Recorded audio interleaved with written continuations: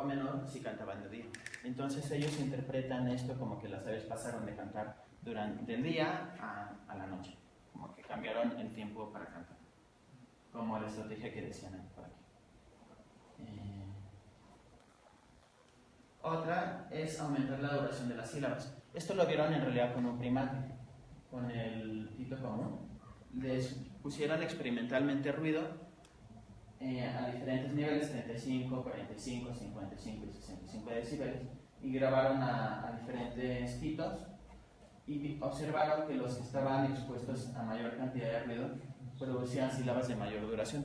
Esto tiene sentido porque se ha visto ya en experimentos de laboratorio que las señales que duran más son más fácilmente percibibles en condiciones de ruido, o aumenta la probabilidad de que la percibas si hay ruido. Otra posibilidad es hacer redundantes las vocalizaciones. Esto lo vieron con ruido natural de cascadas y ruido de río en Escocia con el pinzón vulgar. Lo que hicieron fue grabar cantos de esta especie en diferentes lugares, unos cerca del río, otros más lejos del río, para tener un gradiente de nivel de ruido, y observaron que aquellas aves que estaban en lugares más ruidosos cantaban con mayor redundancia que aquellas que estaban en lugares más silenciosos.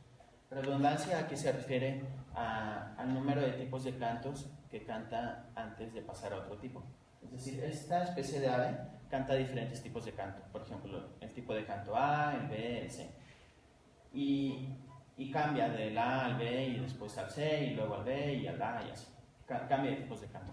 Pero para cambiar del A a B, por ejemplo, canta muchas veces el tipo A. Luego pasa al B.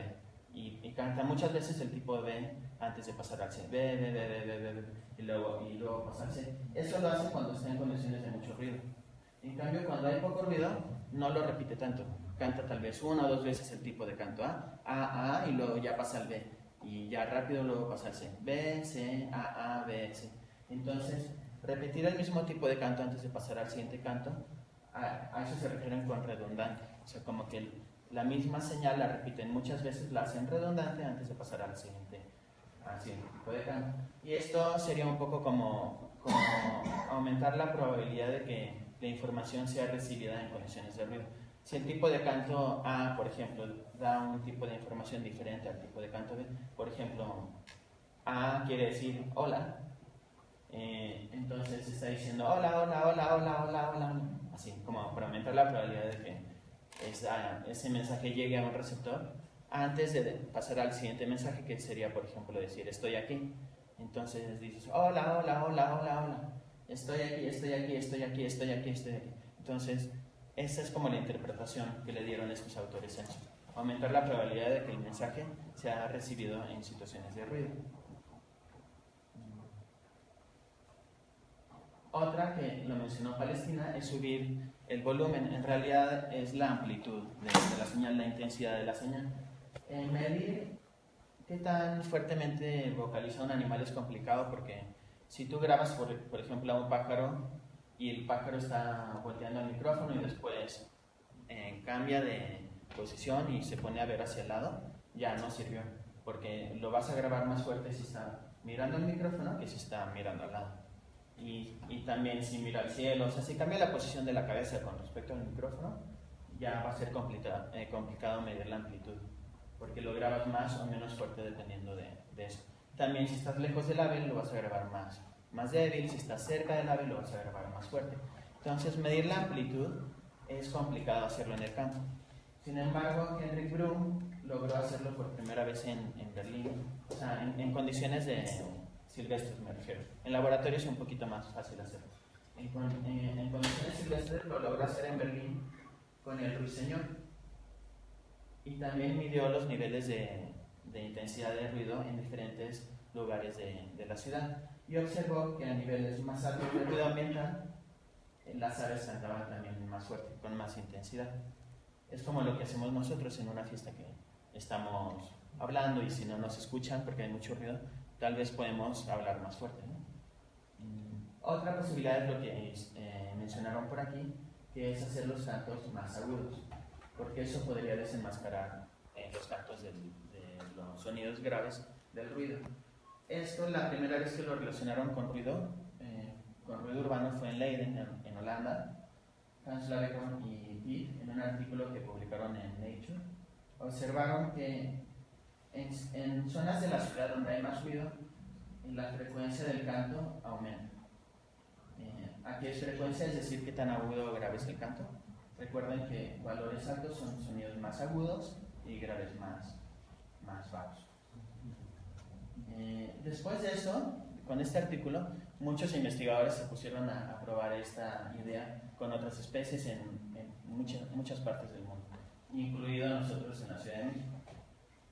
Y salieron muchos artículos mostrando que sí, que efectivamente las aves parecen cantar más agudo en lugares ruidosos.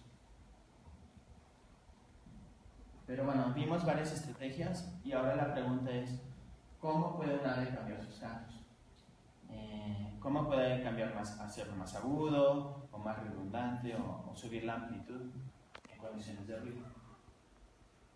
Una posibilidad son adaptaciones a largo plazo que implica un cambio evolutivo a través de selección sexual o natural. Esto no se ha probado, no hay ningún estudio que haya mostrado que esto está ocurriendo, porque no es tan fácil medir selección natural en el campo. Pero hay un estudio que muestra que esta especie canta bastante agudo para un ave. Bueno, no es que no haya aves que canten a 6 kHz, pero es relativamente agudo para un ave. Y se encuentra en torrentes con cascadas con mucho ruido, en los Himalayas. Entonces, algunas personas piensan que esto podría ser un cambio evolutivo por haber vivido mucho tiempo en lugares cerca de cascadas y torrentes de agua. ¿Qué otra posibilidad se les ocurre para explicar cómo un ave puede cambiar sus cantos? Este sería un mecanismo a través de selección natural, por medio del cual estás en un lugar ruidoso, algunas aves cantan, por ejemplo, más agudo, otras más grave. Las que cantan agudo tienen mayor éxito reproductivo porque las hembras sí los escuchan y van a reproducirse con ellos. Las que cantan grave no, porque nadie los escucha. Y a lo largo del tiempo, la población pues, termina cantando más agudo ahí. Es decir, selección natural. ¿Qué otro tipo de mecanismo se les ocurre, aparte de esto? ¿Podrían ser modulaciones anatómicas? No sé, pienso a lo mejor dentro de la estructura como tal. Sí. Pero esa explicación podría caer aquí también, que a lo largo del tiempo hubo una como modulación anatómica para que logre llegar a cantar más agudo con el paso de las generaciones. Entonces, ¿cuál sería la diferencia entre esa idea y esa? Sí, o sea, creo que si vas a lo que... Ajá, que sea rápido, que no sea a lo largo de la evolución o de muchos años, ¿no? Ajá, y eso es lo que llaman flexibilidad conductual, que un ave o que un individuo pueda cambiar su conducta en tiempo real con respecto a las condiciones cambiantes, en este caso de ruido, ¿no? Pero eso lo vamos a ver después. Esta es otra, que no es tan intuitiva, a través del aprendizaje del canto.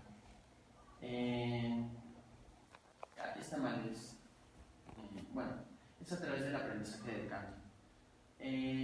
Hansen propuso esta idea con respecto a la estructura del hábitat, pero llevando su idea al contexto del ruido urbano sería lo siguiente. O sea, un ave acaba de nacer, es un pollito o un juvenil y está aprendiendo a cantar de los vecinos que tiene alrededor. Está en un lugar, por ejemplo, muy ruidoso, con mucho ruido urbano, y hay machos por ahí que cantan agudo, otros cantan un poco más grave, pero como hay mucho ruido, pues él no escucha bien los cantos graves, porque el ruido enmascara esos cantos. Solamente escucha los cantos agudos. Entonces al final va a terminar aprendiendo a cantar solo los cantos agudos. O sea que hay un aprendizaje selectivo pues, por lo que puede escuchar, que en este caso sería cantos agudos. Y esto le convendría a ese pájaro si se queda a vivir por ahí, porque va a terminar aprendiendo a cantar lo agudo, que es lo que escuchaba al aprender. Y esos cantos son los que van a poder escuchar los otros miembros de su especie, hembras que puede atraer, y tal vez puede defender el territorio con esos cantos también. Entonces, bueno, no hay un estudio que haya demostrado esta idea tampoco, pero esta publicación de Luther y Baptista en la Bahía de San Francisco hicieron este estudio, mostró que a lo largo de 30 y más años el ruido urbano en la Bahía de San Francisco ha aumentado, y también, o sea, compararon grabaciones de hace 30 años con grabaciones que tomaron hace poco y vieron que las de ahora eran más agudas que antes.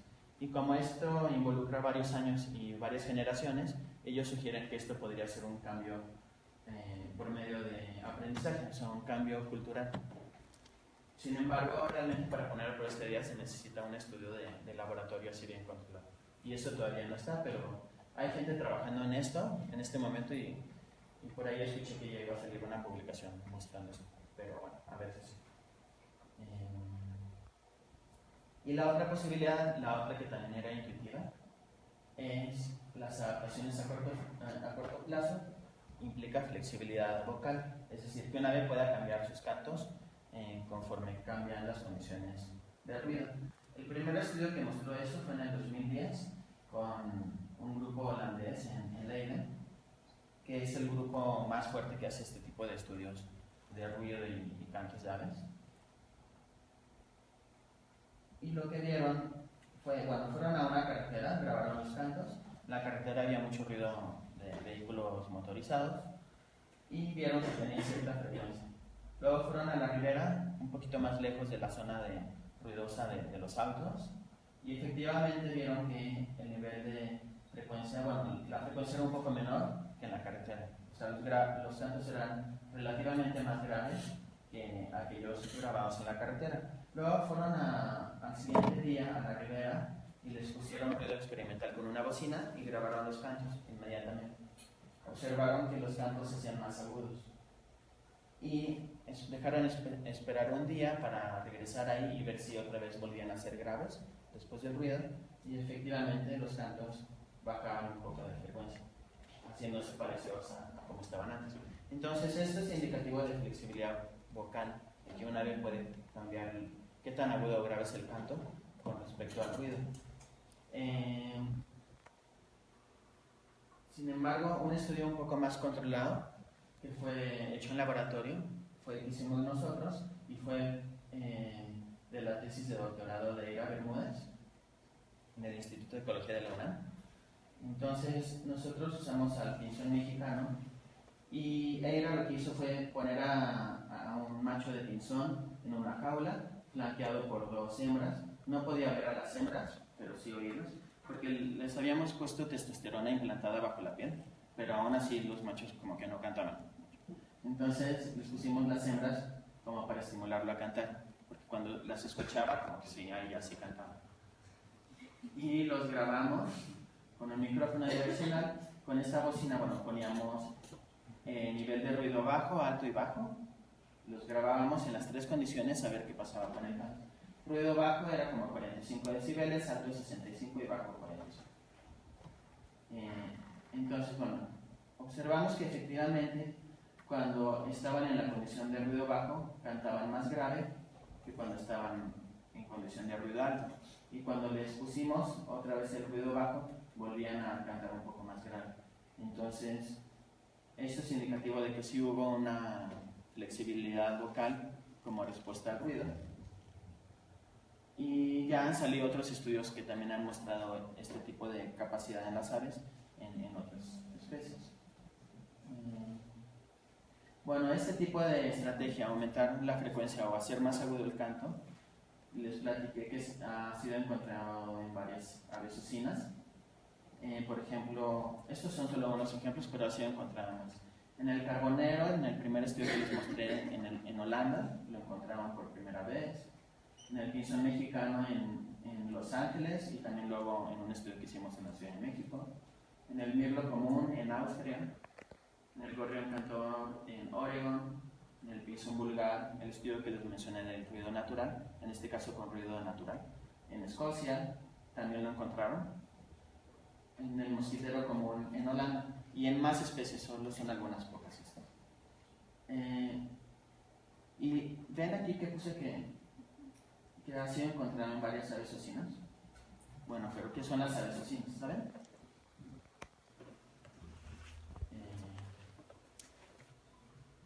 Hay aproximadamente 10.000 especies de aves en todo el mundo. Aproximadamente 5.700 de esas son aves paseriformes, las típicas aves de percha. Y de esas 5.700 hay dos grupos, ocinas y subocinas. O sea que son dos subórdenes en las que se dividen las paseriformes. Los ocinos representan aproximadamente 4.000 especies y los subocinos un poco más de 1.000 especies en todo el mundo.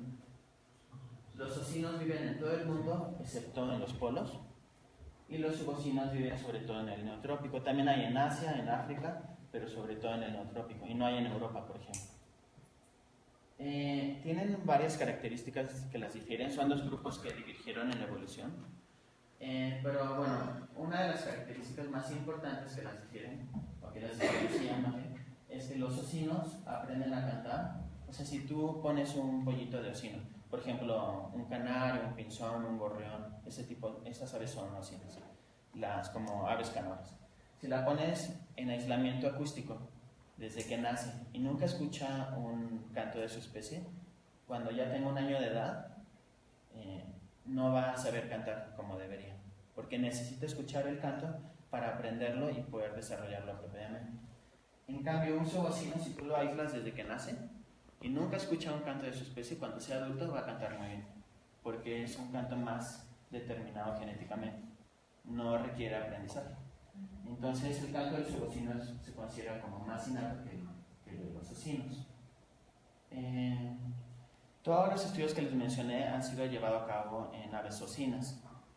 Entonces la pregunta es si los subocinos, al tener un canto tan innato, son tan buenos para lidiar con el ruido o no. Y esto es relevante considerando que los subocinos representan más del 30% de la avifauna más rica del mundo, que es aquella encontrada en los neotrópicos, bueno, en el neotrópico. Entonces es una cantidad considerable de especies que representan ahí una riqueza del neotrópico. Entonces, pues en Brasil es donde más especies de subocinos hay. Nos tuvimos que ir a Brasil a resolver esta pregunta, si los subocinos eran tan buenos o no como los ocinos para lidiar con el ruido urbano. Fuimos a Curitiba, Manaus y Brasilia. En realidad no a Río de Janeiro. Y grabamos estas especies de ocinos y estas especies de subocinos. Lo que hicimos fue ir a diferentes parques urbanos y a las afueritas de las ciudades. Medíamos el nivel de ruido, grabábamos los cantos. Teníamos que tener un gradiente de ruido desde lugares con muy poco ruido hasta lugares con mucho ruido y ver si conforme aumentaba el ruido, esa especie en particular cantaba más agudo, ¿no? Entonces, bueno, teníamos, como les digo, diferentes parques aquí y diferían el nivel de ruido.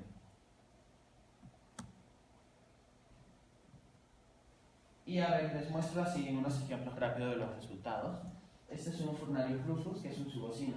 En el eje X tenemos el nivel de ruido, en el eje Y tenemos la frecuencia mínima, que es una medida de qué tan agudo es el canto.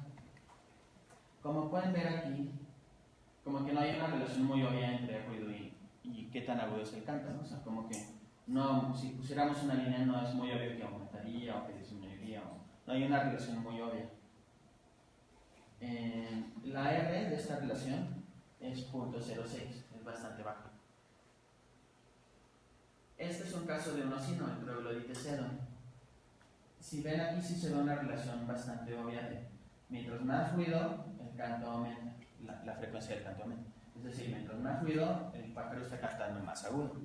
La R aquí es de 0.67, bastante más alta que en el caso anterior. A esto es lo que le vamos a llamar tamaño de efecto. O sea, ¿qué tan frecuentemente están las dos variables relacionadas? Y ya cuando comparamos todas las especies de ocinos con subocinos, vemos que el tamaño de efecto, medido como la R de Pearson o medido como la R cuadrada de una regresión, es mayor en los ocinos que en los subocinos. Y también aquí con R cuadrada, mayor en ocinos que en subocinos. Lo que sugiere que los ocinos están cantando más agudo en zonas ruidosas, mucho más que los subocinos. sugiriendo que los ocinos son mejores para lidiar con el ruido que los subocinos. Entonces, bueno, ocinos mejores para ajustarse tanto al ruido. Esto podría tener implicaciones de conservación, ¿no? Si los subocinos no son tan buenos para lidiar, pues tal vez están en mayor riesgo de extinción en zonas urbanas o cercanas a las urbes. Entonces la pregunta es, ¿los subocinos podrán tener otras estrategias para lidiar con el ruido o son totalmente vulnerables a él? Y quisimos responder esta pregunta. Estudiamos al cardenalito, que es un subocino.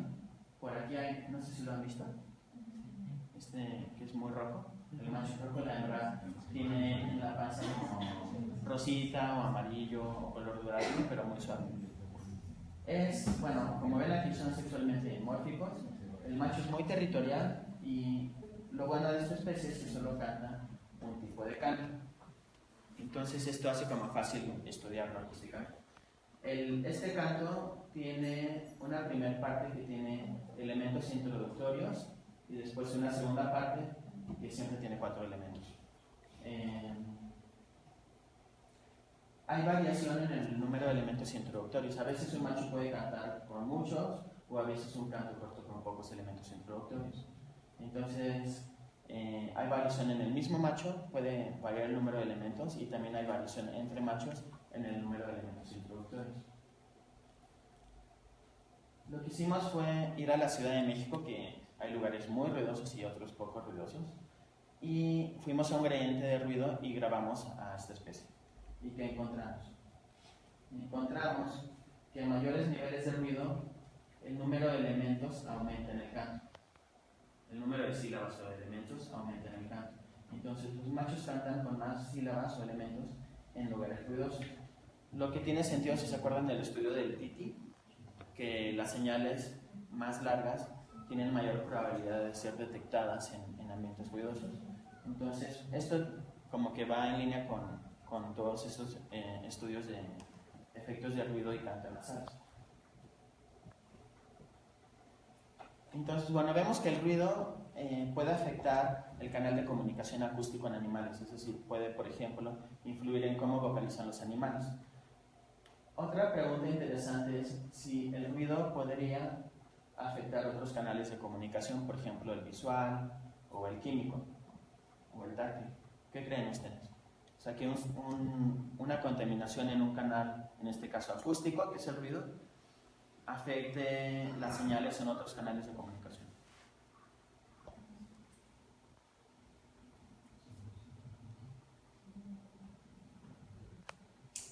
Pues, hubo un estudio. Lo vimos en el curso, Sí. ¿no?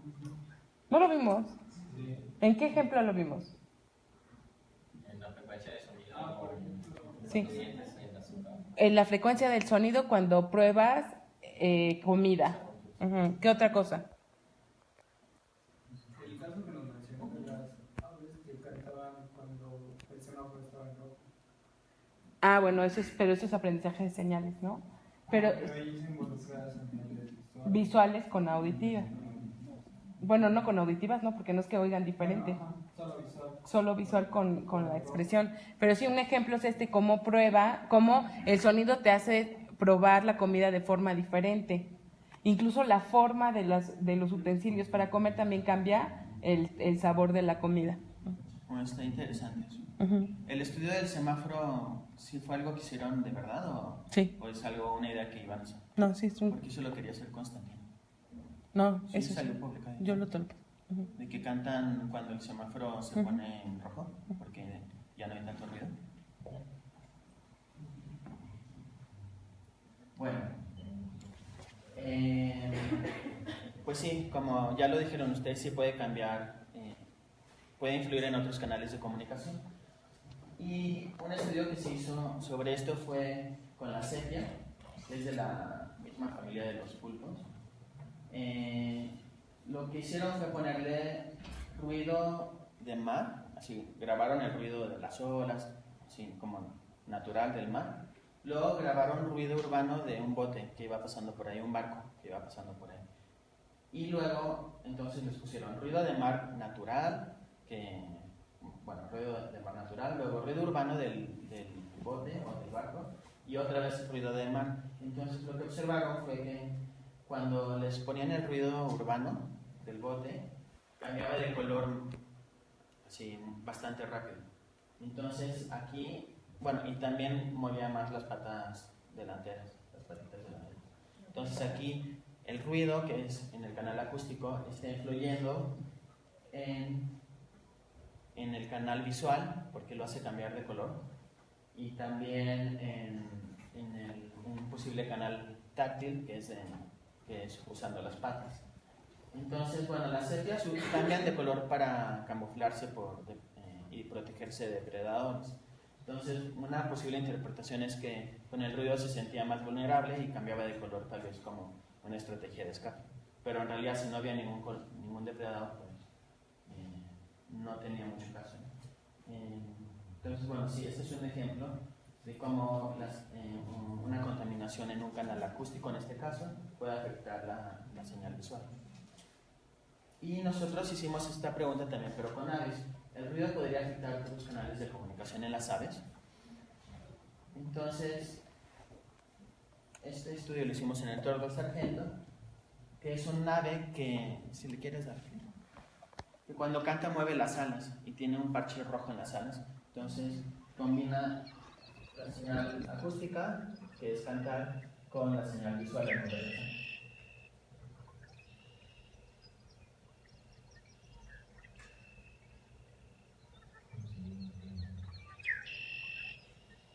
Y esto de mover las alas puede ser desde casi nada, o sea, no moverlas prácticamente nada, hasta moverlas así muchísimo, ponerlas mucho. O sea, podemos identificar 4 niveles de intensidad en la señal visual. Entonces dijimos, bueno, tal vez en zonas ruidosas, como el canal auditivo está comprometido por el ruido, tal vez se basa más en lo visual para comunicarse. Y tal vez va a aumentar la intensidad de la señal visual, haciendo las alas muy, muy arriba, en lugares ruidosos. Queríamos ver si había una relación, bueno, tanto con el canto como con la señal visual y el nivel de ruido. Y, pues bueno, ¿qué encontramos? Al revés de lo que uno esperaría, en lugares ruidosos encontramos que los cantos son más cortos. Esto va contraintuitivo, ¿no? Pensaríamos que la señal debería ser más larga. ¿Se imaginan qué podría estar pasando aquí? ¿Por qué habrá salido esto? En el eje X es el nivel de ruido, en el eje Y número de sílabas en el canto. Menos sílabas con más ruido, o sea, cantos más cortos.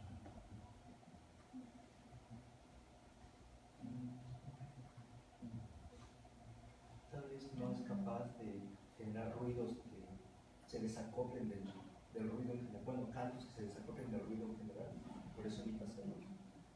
Ajá, entonces sí, o sea, si no fuera capaz de producir tal vez cantos más largos, que no lo hiciera, ajá. Pero entonces ahí tal vez encontraríamos una relación, o sea, no relación entre las dos variables, y sí encontramos una relación negativa. ¿Y por qué? No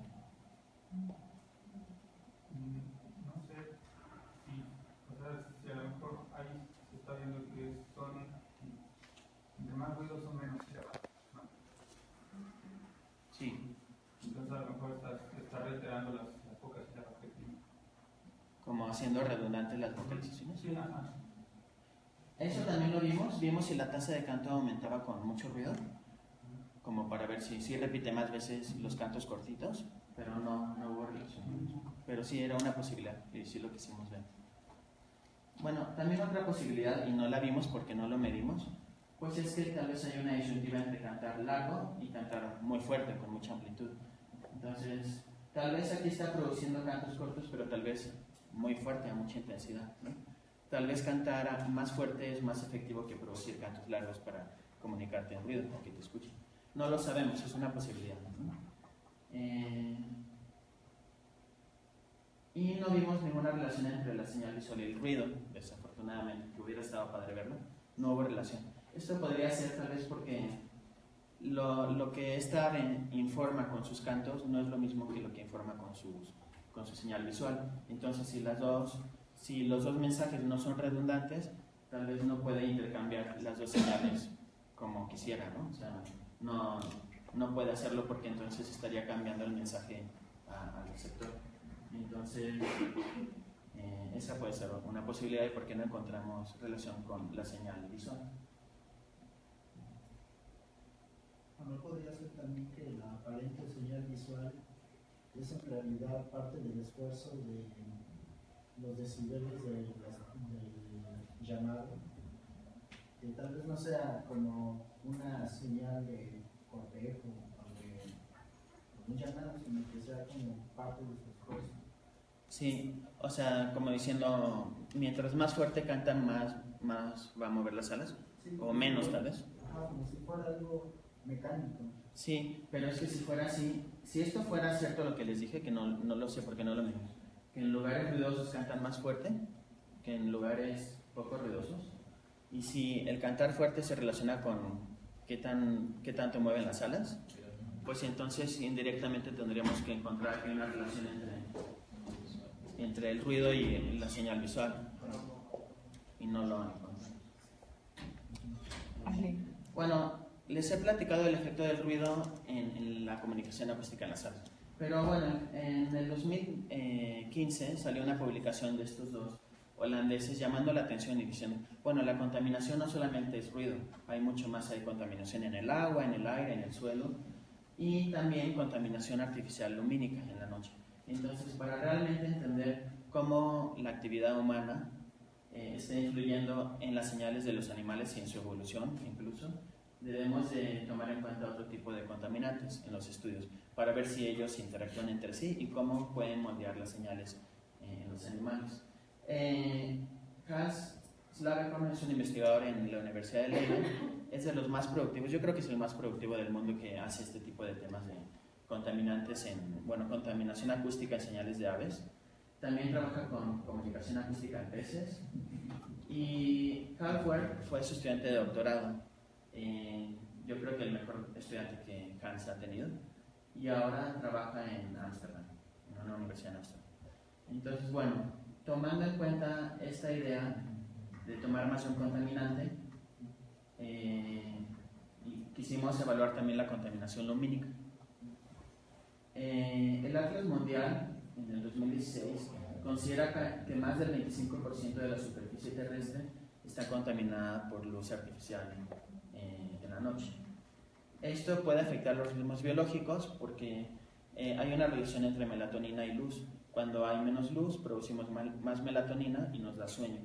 Pero si estamos viendo el celular, la laptop o la televisión a altas horas de la noche, esto puede hacer que no produzcamos melatonina y no nos dé sueño. Entonces, puede tener una cascada de efectos conductuales mucho mayores.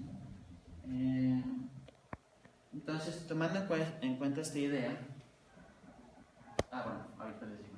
El primer estudio que se hizo viendo como detalladamente el efecto de la luz en la comunicación de las aves fue con el herrerillo común. El grupo de Campenars del Instituto Max Planck hizo este estudio. Ya solo una hora más y nada. Ya me voy a parar. Bueno, ellos compararon lugares con mucha luz y con poca luz, donde había lámparas y donde no había lámparas. Vieron que los machos que estaban cerca de las lámparas, sus hembras ponían huevo antes que en los machos que estaban lejos de las lámparas o con menos luz. También esos machos con la luz tenían más éxito reproductivo en su nido y en otros nidos, es decir, que ponían más los cuernos. Y también empezaban a cantar antes en el amanecer. Cantar antes es una señal a veces de calidad del macho. Las hembras a veces prefieren machos que empiecen a cantar antes que después, porque puede ser una señal de calidad. Entonces, bueno, pero la mayoría de los estudios han visto que tanto el robin americano, varias especies como el blue tig y otras especies han visto que en lugares con mucha luz las especies empiezan a cantar antes en el coro del amanecer. Esto es algo que ya se vio bastante.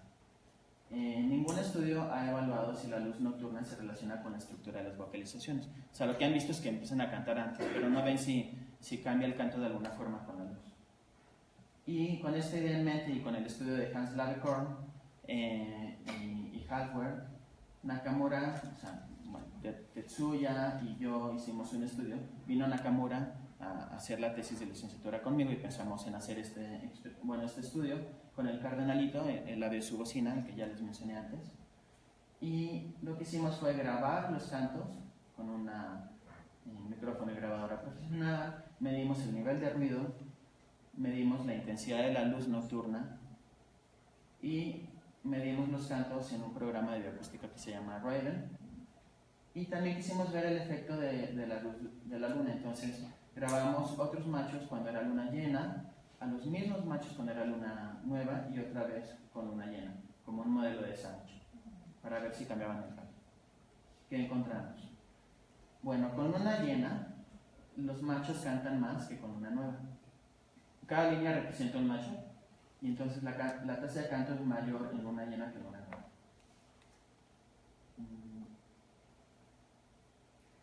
También encontramos una relación positiva entre el número de vecinos y los cantos. Esto ya lo habíamos encontrado antes. Mientras más vecinos tienen, cantan más. Puede ser que esté dirigido a los machos o a las hembras, a las hembras de los vecinos. Tal vez para tener cópulas extrapareja o para defender la paternidad de otros machos vecinos por ahí. No encontramos relación entre el número de elementos y el ruido, lo que habíamos encontrado en la Ciudad de México. Aquí no lo encontramos. Esto puede ser porque en Tlaxcala el rango de ruido es menor, va como de 35 lo hicimos en Tlaxcala, va como de 35 a 60 decibeles, y en la Ciudad de México iba como de 30 hasta casi 80. Entonces, algo interesante que encontramos y fue novedoso fue que en lugares con más luz cantan cantos más largos, con más elementos introductorios. Entonces esto es relevante porque se sabe que los cantos largos son probablemente percibidos como señales más amenazantes y que los machos cantan cantos más largos cuando la hembra es fértil. Entonces, aquí la luz podría estar haciendo que los machos canten de una forma y ellos estar dando información que no es la adecuada solo porque están estimulados por la luz. Entonces, y no encontramos interacción entre ruido y luz, que era un objetivo también. Entonces, ya los mensajes para la casa. La comunicación animal es imprescindible para poder lograr la reproducción. O sea, si no te comunicas, no te vas a reproducir. Y no solo en las aves, sino yo diría que en todos los seres humanos. Incluso el espermatozoide con el óvulo tienen que tener una comunicación química para encontrarse para el espermatozoide fecundar al óvulo. Entonces, también a nivel químico debe haber una comunicación entre ellos. El estudiar la comunicación animal nos ayuda a entender cómo evolucionan las señales y en el contexto de ruido y de luz artificial nocturna nos ayuda para entender cómo contaminantes que producimos nosotros podrían estar influyendo en la evolución de las señales en ambientes urbanos y tal vez entender si las poblaciones urbanas se están diferenciando de las naturales a causa nuestra. Y también nos puede ayudar a entender un caso más cercano, cómo evoluciona el lenguaje en el ser humano, sobre todo con estudios en primates. En este momento hay una estudiante de doctorado en la Universidad de Leiden estudiando como este tipo de preguntas, con unos primates. Entonces, también tiene relevancia en ese sentido. Vimos que las señales pueden ser modificadas básicamente por 3 mecanismos. Uno que es ontogenia o desarrollo, otro que es la plasticidad vocal o flexibilidad vocal, y también a lo largo de la evolución por selección natural o sexual. Y el ruido urbano y luz artificial nocturna afectan a los seres vivos, incluyendo a nosotros, y deberíamos de tomar acciones para aminorar estos efectos. Gracias.